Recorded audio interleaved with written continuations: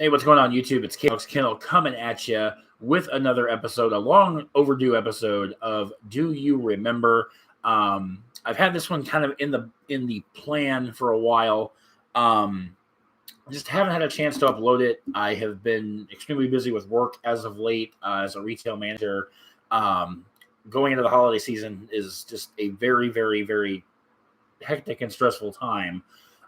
So finding the time to get these uploaded on a regular basis has been a little challenging, but I'm going to try to factor in at least, a couple a week, just to give you guys some fresh content. And tonight, do we ever have a shocker of a moment? A lot of my Do You Remembers have consisted of some older wrestling topics, and I kind of got to thinking to myself, some of you viewers may not be old enough to remember things that happened, let's say, like in the early 90s, mid 90s, late 90s, an era that I, grew up in as a child. So I wanted to take a look at something a little bit more recent. And the first thing is in recent memory that popped into my head was going back to Wrestlemania 31, the ending where Seth Rollins commits what I do believe they even called on the pay-per-view telecast, the Heist of the Century. It ended up winning the WWE World Heavyweight Championship during the Brock Lesnar Roman Reigns main event.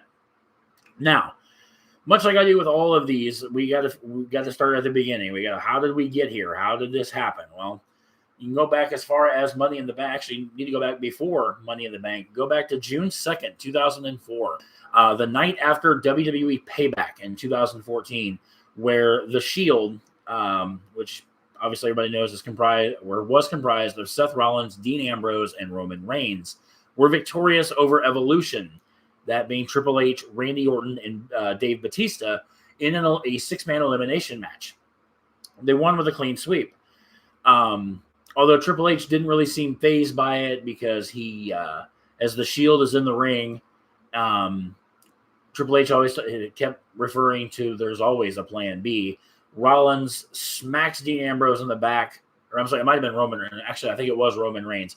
Hits Roman in the back, turns on the Shield. That in itself was a shocking moment. Seth Rollins would go on to become the cornerstone of Triple H's new group, that being The Authority, that he and Stephanie McMahon would head up. And, of course, more people would The Authority kind of became almost like a conglomerate of like the NWO. It's like members would join, like it seemed like every other week or whatnot. And we fast forward to the demise of Evolution. I want to kind of throw this in because they kind of dropped the Evolution angle, and the reason being is because Batista would end up quitting. Batista would win the Royal Rumble in 2014, which obviously the winner of the Royal Rumble is guaranteed a shot at the WWE champion, or in this case, WWE World Heavyweight Champion at the time. Obviously, Batista, Randy Orton, and Daniel Bryan had that epic triple threat match at WrestleMania 30, culminating in Daniel Bryan winning the title. Batista wanted his one-on-one match. Daniel Bryan at this time was dealing with a neck injury, could not compete. So Triple H is trying to explain to Batista that hey, our champion is he can't compete. He's injured. He's got a really screwed up neck or whatever. So Batista would end up leaving. He would in kayfabe he would quit. When in actuality, Batista, I believe, was going off to make more movies. So that's when they planted the whole Rollins turning on the Shield, and they went forward with that. We fast forward to Money in the Bank. Seth Rollins would insert himself in the match or whatnot, and he would win the Money in the Bank ladder match, which guaranteed him a shot at the WWE. Actually, I think it's any championship. Predominantly, it's the WWE Championship or the World, whatever title they want to challenge for a full year.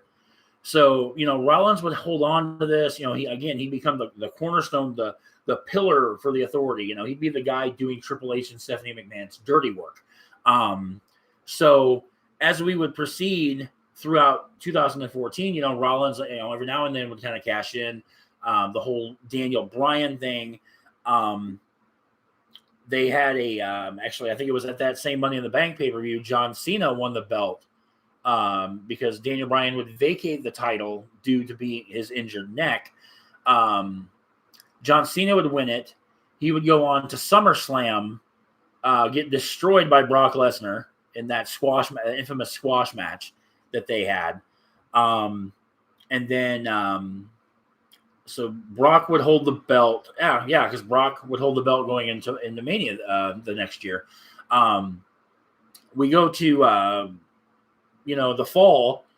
Rollins and John Cena now are embroiled in this feud, which would ultimately culminate at the Survivor Series in 2014 with a Team Cena taking on the Authority, which was captained by Seth Rollins. And which I might even do a video on this, is Sting, debuting at the Survivor Series in 2014. That was about as memorable as it got.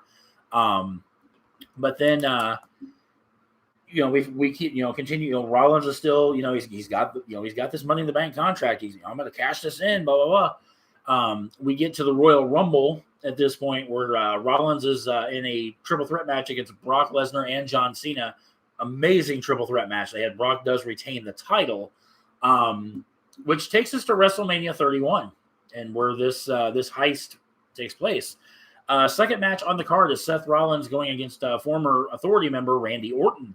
Randy Orton would turn babyface at this time, and he had I think it was the first or second. I think it was the second match. Pretty sure it was the second match. Orton and Rollins have a great match, a fantastic match, and actually the match ends with the most perfect RKO I've ever seen. Rollins goes for the curb stomp. Rollins goes to leap in the air to connect with the stomp. Orton basically nips up, catches Rollins, like I said, picture perfect RKO, wins the match. So you're thinking, okay, Rollins is done, blah, blah, blah. He's still got his briefcase, so all's well in Rollins land. So we fast forward to the main event for the WWE World Heavyweight Championship. We have the champion Brock Lesnar going up against 2015 Royal Rumble winner Roman Reigns. A lot of people thought this was going to be just a shit match, but it turned out to be pretty good. The birth of Suplex City was in this match. Lesnar hit, I don't know how many German suplexes on Roman. And then toward the end of the match, Lesnar and Reigns are both down in the ring. Cue Seth Rollins music, and out sprints Seth Rollins, briefcase in hand. And it's like, you just knew, because nobody had ever done this. Money in the Bank was established in 2010. That was the inaugural event.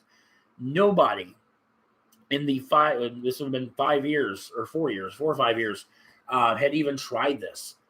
But Rollins cashes in his Money in the Bank contract during the main event of WrestleMania 31, making it a triple threat match. So now it's Reigns, Lesnar, and now Rollins, a fresh Rollins. WrestleMania 31 went like 4.5 hours. Rollins was in the second match. So you're looking at about at least 3 hours. Rollins had to rest up after his match with Randy Orton. He ends up hitting the, I believe it was the stomp on Lesnar. Again, I don't take notes for these. I just try to remember this all freehand for you guys. Lesnar ends up catching Rollins. He goes for a second one. Lesnar catches him, goes to hit the F5. Lesnar spears, Reigns spears Lesnar. Lesnar rolls out to the ring. Rollins comes back, hits the curb stomp on Roman Reigns, pins him 1, 2, 3, wins the title.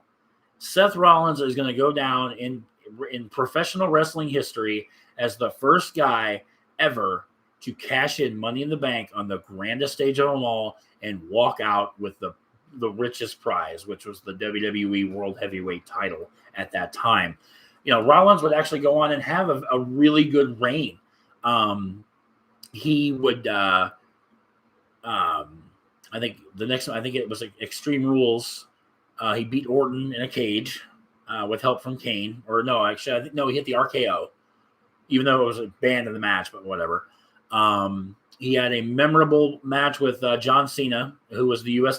champion at the time at SummerSlam, title for title. Rollins walked out thanks to help with Jon Stewart. Looking back, that's actually humorous in itself. But anyway, and then Rollins would, like I said, for many months hold on to that belt. It was actually, I believe it was late October, early November. Rollins is in it's a house show, and Rollins is defending the title against Kane.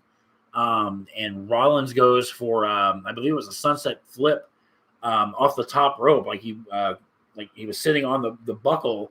And Rollins was going to basically do a sunset flip to roll Kane up. And when he landed, he completely blew his knee out. Like he just tore everything in his knee. Just a freak accident. And Rollins would end up being sidelined for a number of months, which would cause the belt to be held up. And then that is where I believe Roman Reigns would win the belt at the Survivor Series in that tournament. They had I think it was like an 8-man or 16-man tournament, but they did the final 4 at Survivor Series. That was a shit pay-per-view. But yeah, there you go, guys. The heist of the century. Definitely one of the most shocking moments in the sport. I don't really want to focus all of these like on bad things. I mean, it wasn't a bad thing that Rollins won the belt. I thought it was clever. I thought it was ingenious, to be perfectly honest with you. And I think we'll see another cash in at a WrestleMania. I don't know. Lately, I'm not going to lie to you guys. I don't watch wrestling now. I think the product is absolute shit. Actually, somebody just recently told me that, I know Big E's the WWE champion right now, and I guess he's going to face Seth Rollins and Big E at day 1, which I guess is the next pay-per-view or whatever. But it's like, today's product does not interest me. That's why I like going back and doing these, because it's like, this isn't a time when wrestling was good. I don't know what happened to pro wrestling now. Well, part of it is the booking. The booking is shit.